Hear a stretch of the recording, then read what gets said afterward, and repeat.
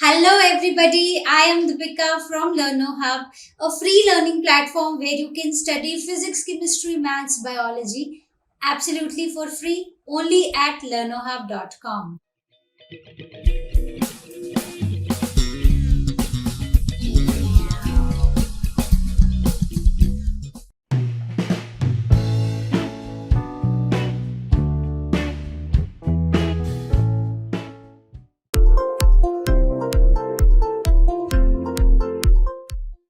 Question number one. Can you list 10 recombinant proteins which are used in medical practices? Find out where they are used as therapeutics. Use the internet. तो आपको 10 recombinant proteins के बारे में बताना है और आपको बताना है कि वो कहाँ पर यूज होते हैं. जो मेडिकल प्रैक्टिसेस में 10 रिकॉम्बिनेंट प्रोटीन्स फाइंड आउट करने हैं और उनका यूज कहाँ पर होता है ये बताना है. तो स्टार्ट करते हैं. बहुत सिंपल क्वेश्चन है. आपको जो भी बताऊं आप लिख सकते हो. मुझे जो 10 पता थे मैंने वो लिखे. सबसे पहले है हिरोजिन, जो कि एक एंटीकोगुलेंट एज एंटीकोगुलेंट यूज किया जाता है. Then is interferons. इंटरफेरॉन्स जो है it is used for the treatment of viral infection and cancer. Then human insulin. Human insulin insulin जो हार्मोन है हमें पता है कि वो किस चीज़ के कहाँ पर क्यों कैसे काम करता है. तो it is used to treat diabetes type 1, right. Then coming on to the fourth one, DNase. DNase is used for the treatment of cystic fibrosis. जो डीएनएज है वो सिस्टिक फिब्रियोसिस के ट्रीटमेंट में यूज होता है. ये सिस्टिक फिब्रियोसिस क्या होता है? ये एक ऐसी डिजीज होती है जो हमारे लंग्स को और हमारे डाइजेस्टिव सिस्टम को अफेक्ट करती है. तो उसके ट्रीटमेंट में डीएनएज यूज होता है.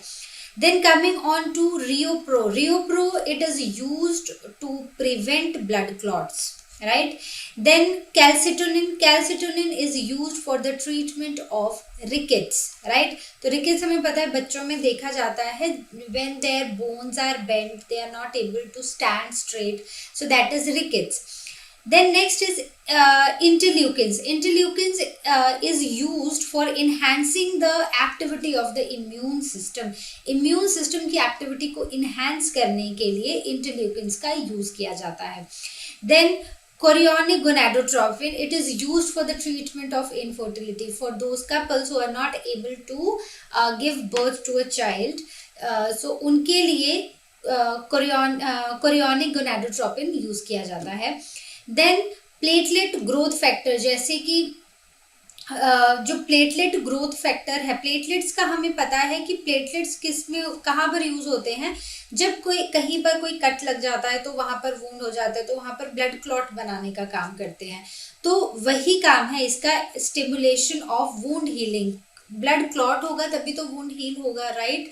तभी तो खून बहना बंद होगा, क्लॉट बनेगा और धीरे धीरे वो हील हो जाएगा. So this platelet growth factor is used in the simulation of wound healing. Then coming on to the last one, human growth hormone. तो जैसा कि इसका नाम है ग्रोथ हार्मोन, तो ग्रोथ हार्मोन मतलब it is used to cure dwarfism. मतलब usually क्या होता है कि किसी में ग्रोथ हार्मोन कम होता है तो वो छोटे रह जाते हैं हाइट में. तो उनकी हाइट को बढ़ाने के लिए ह्यूमन ग्रोथ हार्मोन का यूज किया जाता है, जो कि अगेन एक रिकॉम्बिनेंट प्रोटीन है, राइट. तो आई होप ये आपको क्लियर है. आपको जो भी पता है, जो भी रिकॉम्बिनेंट प्रोटीन्स पता है, आप कोई भी 10 लिख सकते हो. अब हम देखेंगे अपना next question. Question number 2, make a chart with a diagrammatic representation showing a restriction enzyme, the substrate DNA on which it acts, the site at which it cuts the DNA and the product it produces. तो हमें एक restriction enzyme लेना है. सबसे पहले सबसे common जो हम restriction enzyme जो सबसे पहले हम पढ़ना स्टार्ट करते हैं वो कौन सा है? वो है EcoRI, राइट. इको इस ये जो फर्स्ट 3 लेटर्स हैं ये हमें बता रहे हैं कि ये किससे आया है. ये आया है कोलाई से, राइट. तो फिर उसके बाद हमें रिस्ट्रिक्शन एंजाइम हमने ले लिया. एक हमें सबस्ट्रेट डीएनए चाहिए जिसपे ये एंजाइम एक्ट करेगा, ठीक है. तो हम एक वेक्टर डीएनए लेंगे, एक फॉरेन डीएनए लेंगे, ठीक है. एक ऐसा डीएनए जहां पर हमें कुछ तो जीन्स को बदलना है, राइट। फिर दूसरा एक हम फॉरेन डीएनए लेंगे जिनको हम आपस में दोनों को मर्ज कराएंगे एक तरह से, ठीक है, अगर हम सिंपल वर्ड्स में बात करें, और उसको इंसर्ट कर देंगे होस्ट सेल में। उसके बाद हमें चाहिए कि वो कहाँ पर, अब ये जो इको आ रहा है ये कहाँ पर कट करेगा इस डीएनए में, हमें वो साइट बतानी है, और एंड में वो क्या प्रोडक्ट आएगा हमें वो बताना है। तो होता क्या है कि जब भी हम कोई रिस्ट्रिक्शन एंजाइम लेते हैं, तो जो रिस्ट्रिक्शन एंजाइम होते हैं ना, उनकी प्रॉपर्टी होती है कि वो एक स्पेसिफिक साइट पे कट करते हैं। जैसे अगर हम इको आर आई की बात करें, तो इको आर आई किसी भी जीनोम सीक्वेंस में वो ये सीक्वेंस ढूंढता है, GAATC सॉरी, राइट। तो ये सीक्वेंस ढूंढता है, जहां पर उसको ये सीक्वेंस मिलेगा वहीं पर ये उस पर्टिकुलर जगह पर वो G और A में के बीच में वो कट कर देता है इस डीएनए फ्रैगमेंट को। जैसा कि सबसे पहले हम ये वेक्टर डीएनए देखते हैं, तो enzyme cuts on the both the sides of the strand at the same side. तो पहले restriction enzyme along the length move करेगा ऑफ द वेक्टर डीएनए, और फिर जहां पर इसको GATTC ये सीक्वेंस देखने को मिलेगा, चाहे 5 प्राइम टू 3 प्राइम और 3 प्राइम टू 5 प्राइम, एक्चुअली जहां पर GAATTC होगा तो उसके कॉम्प्लीमेंट्री में भी हमें सेम ही सीक्वेंस देखने को मिलेगा ऑपोजिट पोलैरिटी में, राइट। तो ये क्या करेगा, जब ये सीक्वेंस एनकाउंटर होगा तो ये G और A के बीच में कट करेगा, और दूसरी तरफ भी जो दूसरा एंटी पैरेलल स्ट्रैंड होगा वहां भी G और A के बीच में ही कट करेगा। वहीं पर अगर हम फॉरेन डीएनए की बात करते हैं, तो फॉरेन डीएनए में भी जो इको आर आई है वो कट करता है between the basis G and A only when the ये GAATTC होना चाहिए, right, is present in the DNA. जब ये GATTC उसको सीक्वेंस फिर से देखने को मिलेगा तो ये सेम फॉरेन डीएनए में भी वहीं पर कट करेगा, ठीक है। अब इसने ये कट कर दिया, ठीक है, तो यहाँ से ये G अलग हो जाएगा इसमें से, और यहाँ पर भी ये G और A के बीच में कट करेगा, तो यहाँ से ये वाला जो सीक्वेंस है ये पूरा हट जाएगा। अब जब भी रिस्ट्रिक्शन एंजाइम कहीं पर कट करते हैं तो वो क्या प्रोड्यूस करते हैं, हमेशा याद रखना, दे प्रोड्यूस स्टिकी एंड्स। ये जो स्टिकी एंड्स होते हैं ये फॉरेन डीएनए के स्टिकी एंड्स जाकर वेक्टर डीएनए के साथ स्टिक हो जाते हैं, ठीक है। मतलब ये जो पूरा सीक्वेंस है, अब अगर आप इस सीक्वेंस को देखो तो इसके कॉम्प्लीमेंट्री क्या आना चाहिए, थायमिन के कॉम्प्लीमेंट्री क्या आएगा, एडेनिन। और वहीं पर अगर आप यहाँ फॉरेन डीएनए का सीक्वेंस देखो तो ये वही है, यहाँ पर हमें चाहिए AATT, राइट। तो ये हमें AATT यहाँ पर मिल जाएगा, AATT, और ये पूरा आकर यहाँ पर मर्ज हो जाएगा, और यहाँ पर होगा C और यहाँ पर होगा G। तो ये दोनों आपस में ज्वाइन हो जाएंगे, दोनों अलग अलग डीएनए फ्रेगमेंट्स। और उसके बाद जब ये डीएनए फ्रेगमेंट्स ज्वाइन हो जाएंगे तो जो हमें प्रोडक्ट मिलेगा, जो अब हमें एक डीएनए का सीक्वेंस मिला है, जो एक डीएनए मिला है बेसिकली, उसको हम बोलेंगे रिकॉम्बिनेंट डीएनए, ठीक है। तो क्या प्रोडक्ट बना रिकॉम्बिनेंट डीएनए। बहुत ही सिंपल है, आपको एक रिस्ट्रिक्शन एंजाइम लेना है, और सबसे बेसिक रिस्ट्रिक्शन एंजाइम जो हम पढ़ते हैं वो है इको आर आई, इसी से हम पढ़ना स्टार्ट करते हैं। उसके बाद आपको उसका इको आर आई का आपको सीक्वेंस पता होना चाहिए कि वो कौन से सीक्वेंस को जाके सर्च करता है, और फिर वो कहाँ पर कट करता है। जहां पर वो कट करेगा फिर वो प्रोड्यूस करेगा स्टिकी एंड्स। तो आप वेक्टर डीएनए को और फॉरेन डीएनए को आपस में क्या करा देंगे, वो स्टिक हो जाएंगे, मर्ज हो जाएंगे, ओवरलैप हो जाएंगे, और वो बनाएंगे एक रिकॉम्बिनेंट डीएनए, ठीक है। और इस रिकॉम्बिनेंट डीएनए को इंसर्ट कर दिया जाता है इनटू द होस्ट सेल, ठीक है। तो वो हमें अपने डिजायरेबल वाले ऑर्गेनिजम्स और उनके कैरेक्टरिस्टिक्स मिल जाते हैं। अब देखते हैं question number 3। Question number 3, from what you have learned can you tell whether enzymes are bigger और DNA is bigger in molecular size, how do you know. ठीक है, तो अब हमने जितना अभी तक हमने पढ़ा है इस चैप्टर में, डीएनए भी हमने पढ़ा है, एंजाइम्स के बारे में भी हमने पढ़ा है, तो हमें बताना है कि एंजाइम्स और डीएनए में से किसका मॉलिक्यूलर साइज बड़ा होता है, कौन बड़ा होता है साइज में? तो सबसे पहले जो डीएनए है ना, डीएनए किस किस चीज से बना होता है? डीएनए में हमने देखा है कि शुगर भी होती है, जैसे डीएनए में राइबो शुगर होती है, उसमें फॉस्फेट भी होता है और उसमें 4 तरह के नाइट्रोजनस बेसिस भी होते हैं। ठीक है, सो इसका मतलब है ये तीन चीजें हैं इसमें, शुगर है, फॉस्फेट है और नाइट्रोजनस बेसिस हैं। ठीक है, अब वहीं पर अगर हम एंजाइम्स की बात करें तो enzymes they are only and only made up of proteins, तो उनमें सिर्फ प्रोटीन्स हैं। तो अगर अब हम मॉलिक्यूलर साइज की बात करें तो डीएनए जो है वो मतलब मॉलिक्यूलर साइज के बेसिस पर DNA is bigger and enzymes are smaller, इनमें कॉम्प्लेक्सिटी भी कम है और इनका साइज भी, मॉलिक्यूलर साइज भी कम है। तो who is bigger in molecular size? DNA is bigger in molecular size. Replication होता है जब डीएनए से क्या बनता है?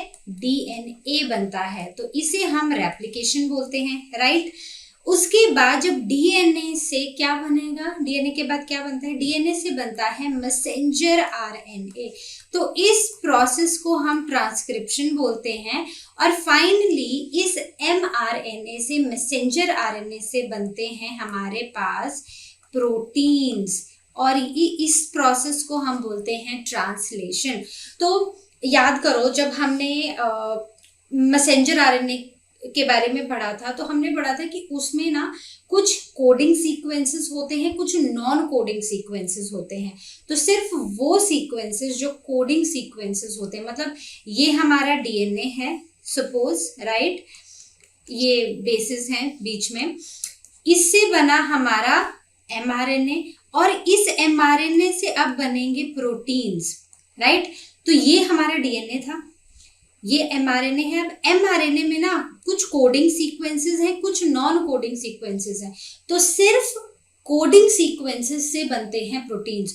तो मतलब क्या हुआ कि एक छोटे से फ्रेगमेंट से हमें वो अमाइनो एसिड्स बन रहे हैं जो मिल के प्रोटीन्स बना रहे हैं, एंजाइम्स बना रहे हैं, राइट। तो now can you imagine how this size is so different, like DNA जो है वो इतना बड़ा है, उसके छोटे से सेगमेंट से हमें क्या मिल रहे हैं? अमाइनो एसिड्स मिल रहे हैं जिनसे हमारे एंजाइम्स बन रहे हैं। ठीक है, तो सिंपल है समझने में। Okay, question number 4, what would be the molar concentration of human DNA in a human cell? Consult your teacher.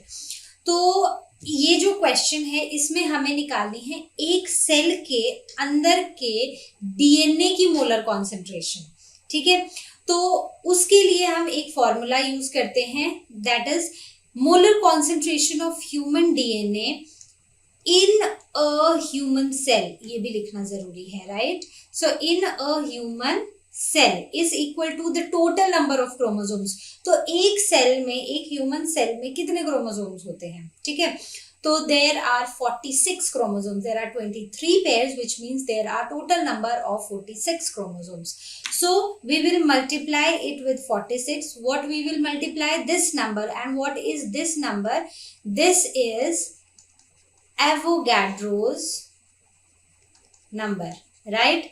तो हम एवोगैड्रो नंबर को मल्टीप्लाई कर देंगे with the total number of chromosomes in a cell. So 46 into 6.023 into 10 raised to the power 23. So when we will multiply these, the answer comes out to be 2.77 into 10 raised to the power 18 moles. So this will be our answer.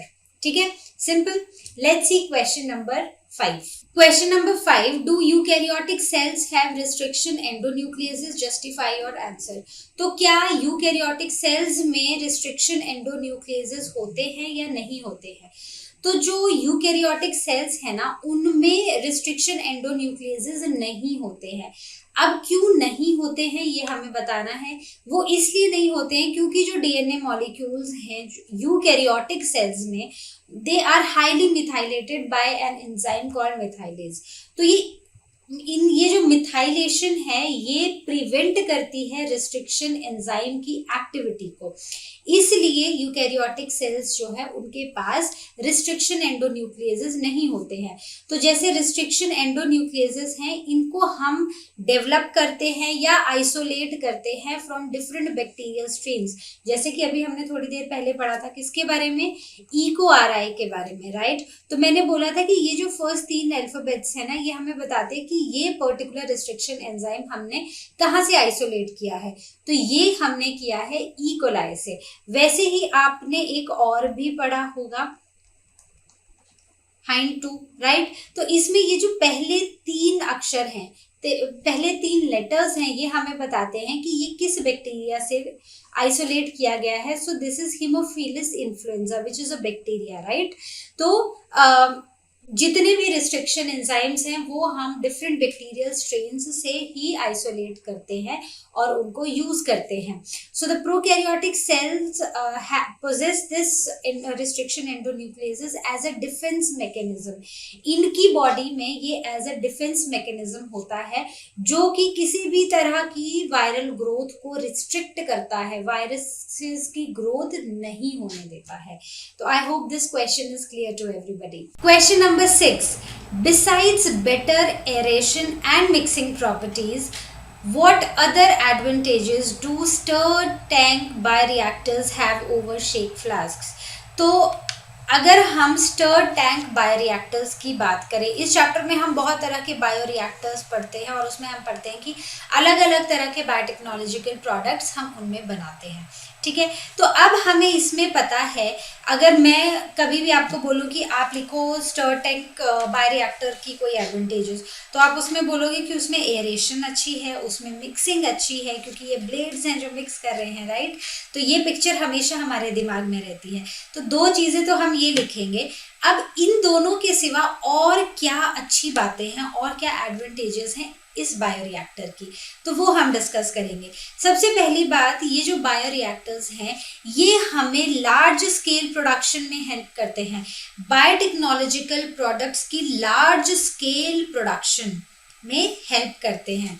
Then इसमें क्या होता है कि हम एक छोटा सा sample भी, जैसे प्रोसेसिंग चल रही है, मतलब स्टर्ड टैंक बायोरिएक्टर अपना काम कर रहा है, वहीं पर हमारे पास आउटलेट्स होती हैं जहां से हम छोटे छोटे सैंपल्स निकाल सकते हैं और इन बिटवीन द प्रोसेस हम उनको स्टडी कर सकते हैं। सो this is a very important, हमें इससे ये पता चलता है कि जैसे जब प्रोडक्ट बन रहा है तो थ्रू आउट द प्रोडक्ट उसके बीच में जब भी हमने सैंपल कलेक्ट किया है तो उस सैंपल में हमें क्या देखने को मिला है, क्या हमारी ऑब्जर्वेशंस रही थी, जो भी हम कर रहे थे, जो भी हम बना रहे थे वो कितना बना था, क्या हुआ था, उनमें क्या चेंजेस आए थे हमारे इनिशियल जो हमारे इनपुट्स थी उनमें। Then coming out to third one, that is foam breaker. इनमें ये देखो यहाँ पर दिया भी हुआ है, इनके पास क्या होते हैं, इनके पास होते हैं फोम ब्रेकर्स, वो जो झाग बन जाती है ना बड़ी सारी, उसको ब्रेक करने के लिए भी इनके अंदर सिस्टम है, ठीक है। Then temperature and pH control system, इनके अंदर टेम्परेचर को कंट्रोल करने का और पीएच को कंट्रोल करने का भी मैकेनिज्म है और वो भी ऑटोमेटिक है कि एक सर्टेन टेम्परेचर बना रहे। और क्योंकि कुछ नए प्रोडक्ट्स बन रहे हैं तो पीएच चेंज होना तो मतलब जाहिर सी बात है कि होगी, तो वो सारा जो सिस्टम है वो इनबिल्ट है, ये टेम्परेचर को फ्लक्चुएट नहीं होने देते बहुत ज़्यादा, पीएच को भी मेंटेन करके रखते हैं जिससे हमारे प्रोडक्ट को बनाने में बहुत आसानी होती है, ठीक है। तो बहुत ही सिंपल सा क्वेश्चन था। चलिए देखते हैं next question. Question number 7, collect 5 examples of palindromic DNA sequences by consulting your teacher. Better try to create a palindromic sequence by following base pair rules. तो हमें 5 एग्जाम्पल्स देने हैं पैलिंड्रोमिक डीएनए सीक्वेंसेस के, और जब हम ये पैलिंड्रोमिक डीएनए सीक्वेंसेस बनाएंगे तो हमें बेस पेयर रूल्स का ध्यान रखना है। ऑब्वियसली उसके बिना हम कोई भी डीएनए सीक्वेंस नहीं बना सकते हैं। जैसे हम एक डीएनए का मॉलिक्यूल बनाते हैं, तो अगर हम 2 स्ट्रैंड्स बना रहे हैं और उसमें हम जो नाइट्रोजनस बेसेस हैं वो भी लिख रहे हैं, तो हम हमेशा सामने वो लिखते हैं। अगर हमने ए लिखा है तो हम सामने जरूर टी लिखेंगे दूसरे स्ट्रैंड पर, कॉम्प्लीमेंट्री स्ट्रैंड पर, क्योंकि ए और टी आपस में पेयर करते हैं। ठीक है, तो बड़ा ही सिंपल है। तो पैलिंड्रोमिक सीक्वेंसेस होते क्या हैं? ये वो सीक्वेंस होते हैं या ये वो ग्रुप ऑफ बेसेस होते हैं जिनको चाहे आप आगे से पढ़ो चाहे आप पीछे से पढ़ो वो सेम ही होते हैं। ठीक है, फॉर एग्जाम्पल इसकी बात करते हैं। सबसे पहले है ACTAGT। अब अगर आप इसका कॉम्प्लीमेंट्री सीक्वेंस देखो तो ये भी सेम है। अब इसको हम दूसरी तरफ से बैकवर्ड पढ़ना स्टार्ट करेंगे, इस तरफ से। सो ACTAGT, वैसे ही मैंने और भी लिखे हैं AAGCTT। तो अब इसका कॉम्प्लीमेंट्री देखो तो क्या बनेगा? AAGCTT। तो वही बन रहा है जो मैं फॉरवर्ड पढ़ रही हूँ, वही उसका बैकवर्ड सीक्वेंस बन रहा है। So these sequences are called palindromic sequences. मैंने टोटल 5 लिखे हैं, आप अपने हिसाब से पैलिंड्रोमिक सीक्वेंसेस बना सकते हो। ये क्वेश्चन इसलिए है ताकि आप इस वर्ड को समझो, ठीक है, कि पैलिंड्रोमिक सीक्वेंसेस क्या होते हैं, राइट?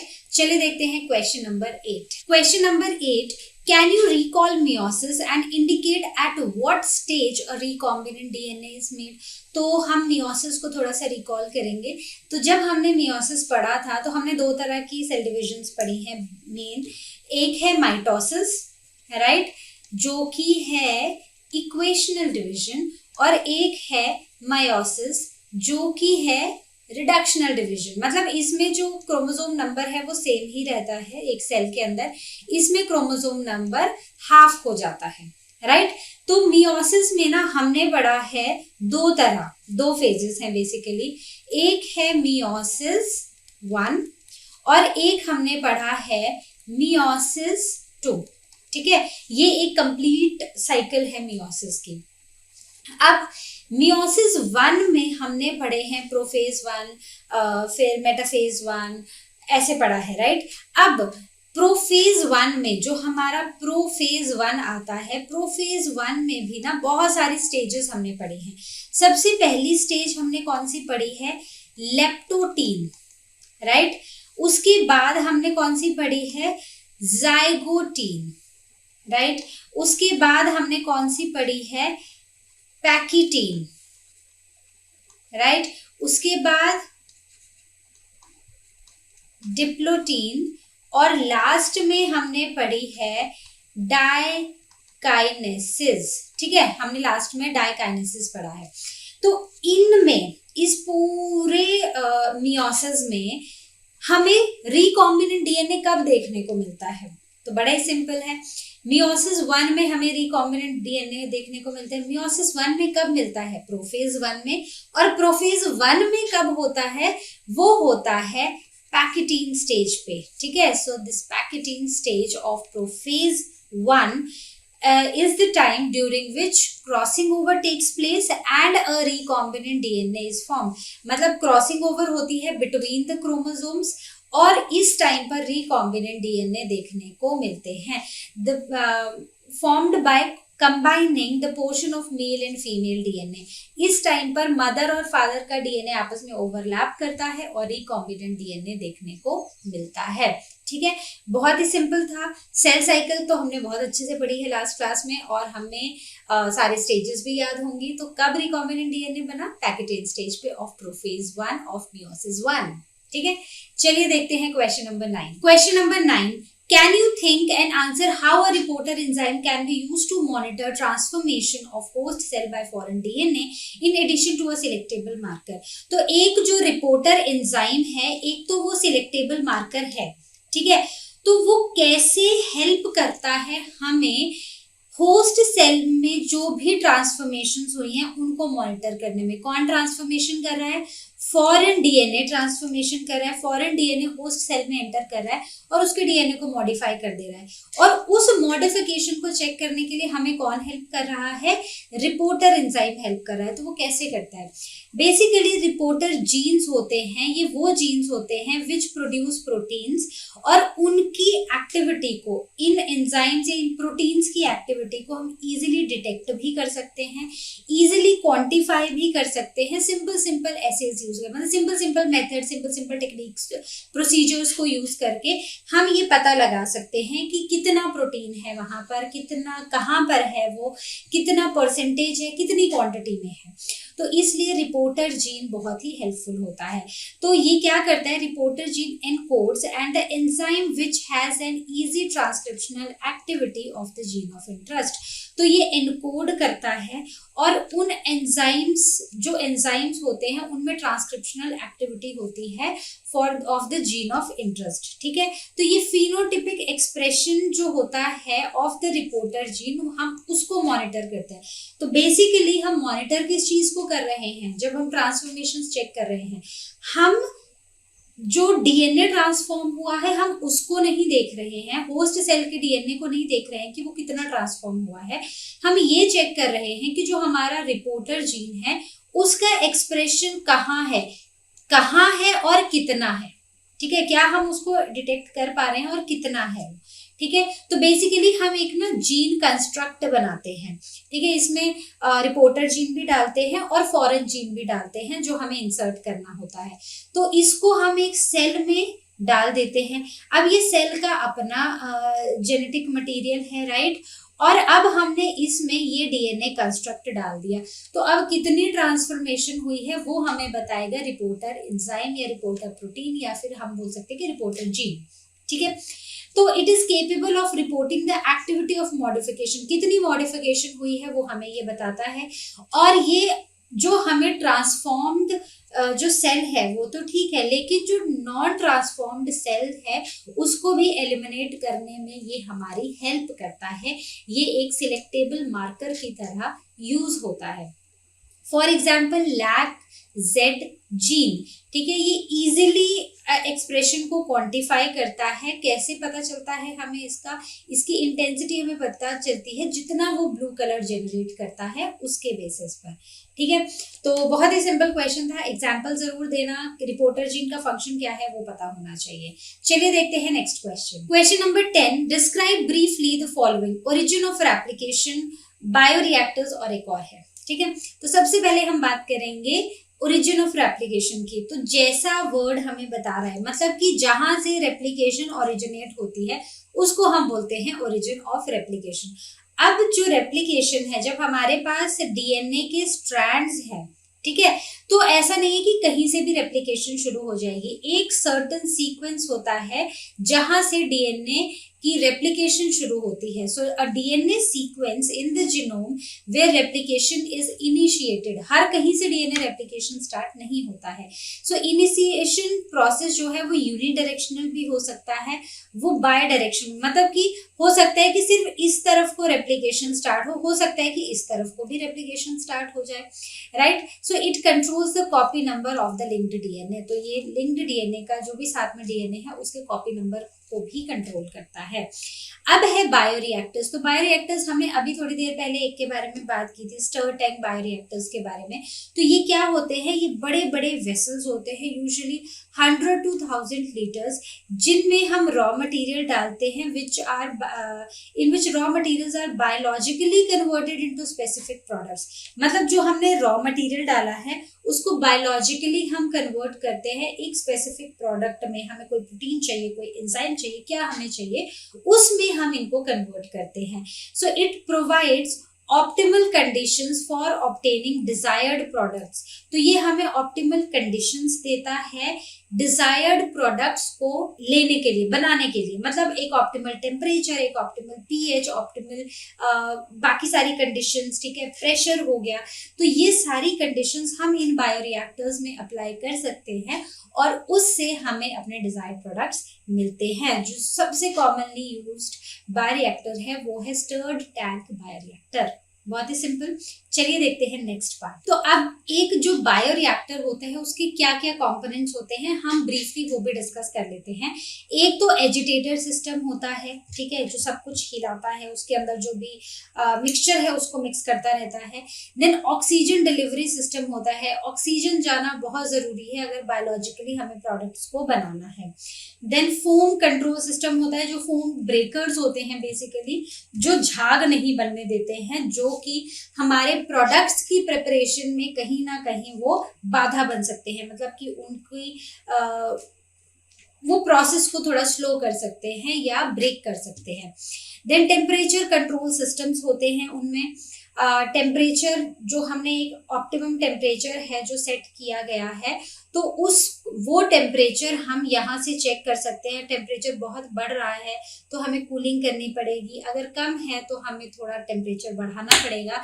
उसके साथ साथ पीएच कंट्रोल सिस्टम्स भी होते हैं, जहाँ से एसिड और बेसिस जो है वो इस सिस्टम में डाले जाते हैं, जिससे कि जो हमारा मिक्सचर है उसका पीएच सेम रहे, क्योंकि लिविंग ऑर्गेनिजम्स में, लाइफ प्रोसेसेस में पीएच का बहुत ही इंपॉर्टेंट रोल होता है किसी भी प्रोसेस को पूरा करने के लिए। देन एक सैंपल पोर्ट होता है, वो एक सैंपल पोर्ट जो होता है उससे हम सैंपल जो है वो टाइम टू टाइम निकाल सकते हैं, कि थोड़ा सा सैंपल निकाला, उसको टेस्ट कर लिया, अच्छा अब 2 घंटे हो गए चलते हुए, चलो थोड़ा सा सैंपल निकालते देखते हैं हमें अपना डिजायर्ड प्रोडक्ट मिला है कि नहीं मिला है, या अब जो मिक्सचर बना है उसमें हमें क्या क्या देखने को मिल रहा है। ठीक है, तो ये सारी चीजें हमें एक बायोरिएक्टर में मिलती हैं। सी पार्ट है डाउनस्ट्रीम प्रोसेसिंग। ये डाउनस्ट्रीम प्रोसेसिंग क्या होता है? डाउनस्ट्रीम प्रोसेसिंग बेसिकली अलग अलग स्टेजेस होती हैं या प्रोसेसेस होते हैं to which the product is subjected before it is ready for the market as a finished product. मतलब एक यू कैन सी एक सैंपल अलग अलग स्टेजेस से गुजरता है, ठीक है, फिर फाइनली उसका कुछ प्रोडक्ट बनता है, उस प्रोडक्ट का प्रॉपर चेकअप होता है, जैसे क्वालिटी चेकअप, उसको पैक किया जाता है, उसका प्रॉपर क्वालिटी चेक होता है, और फिर फाइनली वो जाके बनता है, कहाँ पर जाके वो मिलता है मार्केट में। ठीक है, तो ये जो सारी स्टेजेस होती हैं जिससे एक सैंपल गुजरता है till it becomes a finished product, उसको हम बोलते हैं डाउनस्ट्रीम प्रोसेसिंग।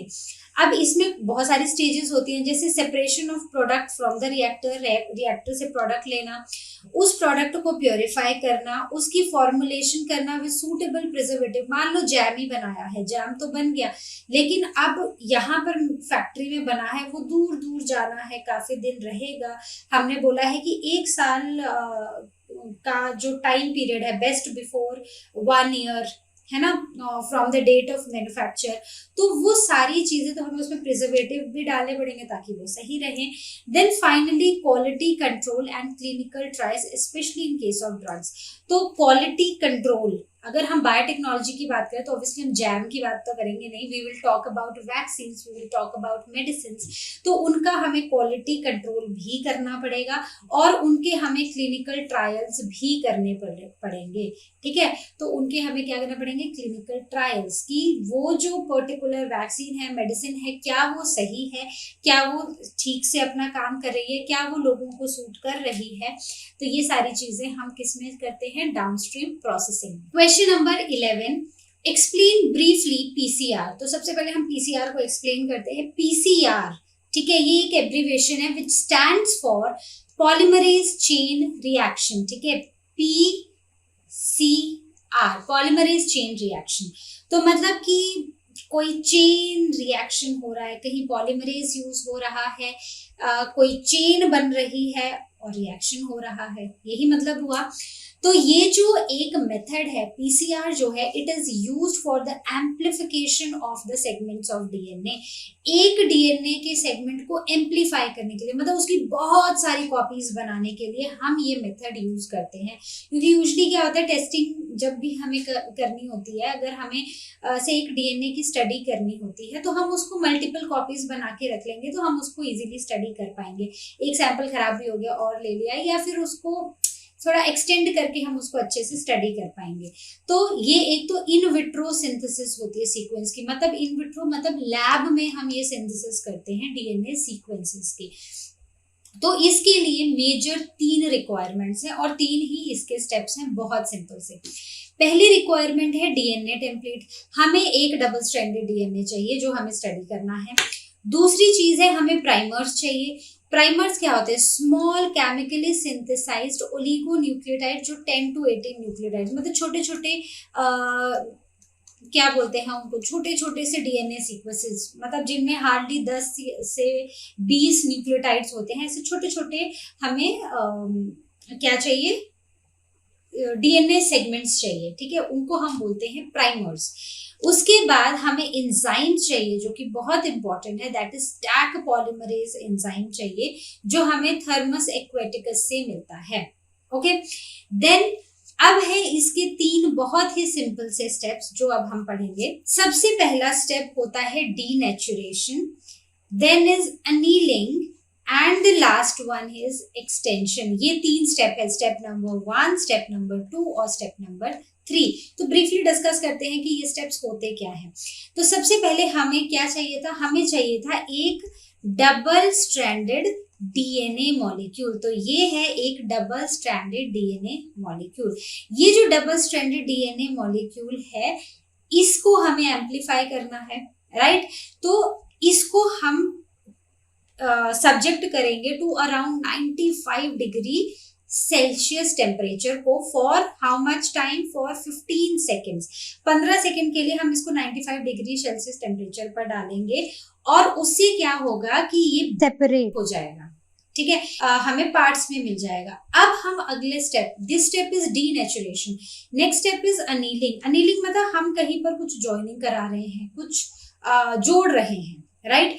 तो हम यहाँ पर क्या जोड़ रहे हैं? अब हम क्या डालेंगे? अब हम यहाँ पर ऐड करेंगे 2 प्राइमर्स। ये जो प्राइमर्स हैं ये एक इस स्ट्रैंड जाके ज्वाइन हो जाएगा, एक यहाँ पर जाके ज्वाइन हो जाएगा और ये स्टार्ट करेंगे डीएनए की रेप्लिकेशन, ठीक है। जब डीएनए रेप्लिकेट होगा तो हमें उसी की तरह के कॉपी, मतलब सेम डीएनए की कॉपीज, मल्टीपल कॉपीज हमें मिल जाएंगी। अब प्राइमर्स हमने डाल दिए, उसको हमने अनीलिंग बोल दिया और इसके साथ साथ हम यहाँ पर डालेंगे डीएनए पॉलीमरेज जो कि एक एंजाइम है, मोस्टली टैग पॉलीमरेज होता है और इसके साथ हम कुछ डीऑक्सी न्यूक्लियोटाइड्स भी ऐड करते हैं। अब ये क्या करता है? प्राइमर जो होता है ये आगे आगे एक्सटेंड होता जाता है और ये क्या बनाता जाता है? ये उस डीएनए को रेप्लिकेट करता जाता है और उसकी कॉपीज बनाता जाता है। तो इस पर्टिकुलर डीएनए की एक्सटेंशन हो रही है और इस ये जो पूरा प्रोसेस है ना, इसको हम मल्टीपल टाइम्स करते हैं, मल्टीपल टाइम्स एक्सटेंशन होती है, मल्टीपल टाइम्स अनीलिंग होती है, तो उससे हमें एक डीएनए की बहुत सारी कॉपीज मिल जाती हैं, नंबर ऑफ कॉपीज मिल जाती है। So this is PCR, simple. Question number 11, अब इसका B part, restriction enzymes and DNA. तो रिस्ट्रिक्शन एंजाइम क्या होता है? रिस्ट्रिक्शन एंजाइम्स को हम एक और नाम देते हैं मॉलिक्यूलर सिजर्स। तो आपको याद है जब हम इको आरआई की बात कर रहे थे तो हम बोल रहे थे कि एक स्पेसिफिक साइट पे जाके ना डीएनए के स्ट्रैंड को कट कर दे रहा है, ठीक है। तो क्या हुआ? काट रहा है कुछ, तो सीजर या नाइफ ही बोल सकते हैं, तो हमने इसको सीजर बोल दिया। अब हमने इसको मॉलिक्यूलर क्यों बोला? क्योंकि ये डीएनए मॉलिक्यूल्स को कट कर रहा है, ठीक है, तो it is called as molecular scissors. Then as they cut DNA helix at specific sites and these play major role in gene manipulation. अगर मान लो हमारे पास एक डीएनए स्ट्रैंड है, ठीक है, अगर और ये एक फॉरेन डीएनए है, ये होस्ट डीएनए है, ये एक फॉरेन डीएनए है। अब यहाँ पर कुछ अच्छे जीन्स हैं जो मुझे इस होस्ट में डालने हैं। अगर मैं इन जीन्स को, इन डीएनएस को अगर मैं कट ही नहीं कर पाऊंगी तो क्या आपको लगता है कि जीन मैनिपुलेट हम कर सकते हैं? बिल्कुल भी नहीं कर सकते हैं। क्या हम नए जीन्स बना सकते हैं? क्या हम मॉडिफिकेशंस कर सकते हैं किसी भी ऑर्गेनिज्म में? बिल्कुल नहीं कर सकते हैं। तो रिस्ट्रिक्शन एंजाइम का काम ही ये है कि ये डीएनए को एक स्पेसिफिक साइट पे जाके कट करेगा और एक होस्ट डीएनए को फॉरेन डीएनए के साथ मिला देगा। तो फॉर एग्जाम्पल इकोआरआई जो तब से हम एग्जाम्पल पढ़ रहे हैं, इसमें सी और ओ जो है ना वो छोटा होता है, ठीक है। सो E stand for ECO stands for E. coli, ठीक है, Escherichia coli। तो इस ऑर्गेनिज्म से ये हमने लिया है। तो ये क्या करता है? ये एक स्पेसिफिक सीक्वेंस ढूंढता है डीएनए के अंदर। कौन सा सीक्वेंस ढूंढेगा? ये सीक्वेंस ढूंढेगा, राइट? ये एक पैलिंड्रोमिक सीक्वेंस है। रिवाइज कर लेते हैं पैलिंड्रोमिक सीक्वेंसेस भी, कि अब आप इसको चाहे यहां से पढ़ो चाहे इसको यहां से पढ़ो, ठीक है, ये सेम ही आएगा। तो ये जो सीक्वेंसेस हैं, इस सीक्वेंस को ये सर्च करेगा और इसको G और A के बीच में कट कर देगा, दोनों ही स्ट्रैंड्स में, और इससे स्टिकी एंड्स बनाएगा और जाके ये लाइगेट हो जाएगा into the foreign DNA, ligate हो जाएगा into the host cell, right? So this is restriction enzyme. और दूसरी चीज हमें पूछी है डीएनए क्या है, तो डीएनए क्या है? डीएनए एक जेनेटिक मटेरियल है which carries and passes genetic information from one generation to the other. एक जनरेशन से दूसरी जनरेशन को जेनेटिक इंफॉर्मेशन पास कैसे होती है? डीएनए के थ्रू होती है। तो डीएनए क्या है? वो एक जेनेटिक मटेरियल है। उसके बाद है chitinase. Explain briefly chitinase. Chitinase क्या है? काइटिन, काइटिन हमने कहीं तो पढ़ा है, राइट? और जहां पर एज आ गया मतलब कि वो क्या है? वो एक एंजाइम की बात हो रही है, वो एक एंजाइम है। तो ये एक ऐसा एंजाइम है जो कट करता है या ब्रेक करता है किसको? फंजाई की सेल वॉल को, क्योंकि फंजाई की सेल वॉल में क्या होता है? काइटिन होता है, ठीक है। अब ये इस जो काइटिनस सेल वॉल होती है फंजाई की, उसको ब्रेक करता है या कट करता है और उसके बीच से उसके सेलुलर कंपोनेंट्स को, जैसे कि डीएनए को, रिलीज करता है। So this is an enzyme chitinase and its function. Question number 12, discuss with your teacher and find out how to distinguish between a plasmid DNA and a chromosomal DNA। तो plasmid DNA और chromosomal DNA में क्या फर्क होता है? बड़ा ही simple सा फर्क होता है। जो प्लाज्मिड डीएनए होते हैं वो हमें प्रोकैरियोटिक सेल्स में दिखाई देते हैं और ये सर्कुलर फॉर्म में होते हैं। These are circular extra chromosomal DNAs. वहीं पर अगर हम क्रोमोसोमल डीएनए की बात करें तो ये हमें प्रोकैरियोटिक में भी देखने को मिलते हैं और यूकैरियोटिक में भी मिलते हैं। ये जनरली डबल स्ट्रैंडेड होते हैं और सर्कुलर होते हैं प्रोकैरियोट्स में, और यूकैरियोट्स के केसेस में ये लीनियर होते हैं और साथ में होते हैं इनके हिस्टोन प्रोटीन्स, ठीक है। हिस्टोन प्रोटीन्स किस में होते हैं? यूकैरियोट्स में होते हैं। यूकैरियोट्स में क्रोमोसोमल डीएनए कैसा होता है? लीनियर होता है, ठीक है, सिंपल है।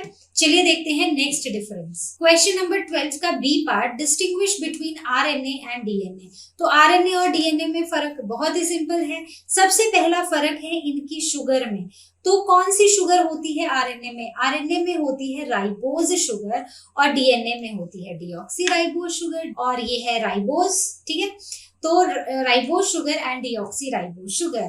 Then coming on to the genetic material, तो जो आरएनए होता है ये वायरसेस में जेनेटिक मटेरियल देखने को मिलता है, और जो डीएनए होता है ये मोस्टली हर ऑर्गेनिज्म में हमें जो जेनेटिक मटेरियल है वो डीएनए ही मिलता है, लेकिन कई वायरसेस में हमें आरएनए भी देखने को मिलता है एज अ जेनेटिक मटेरियल।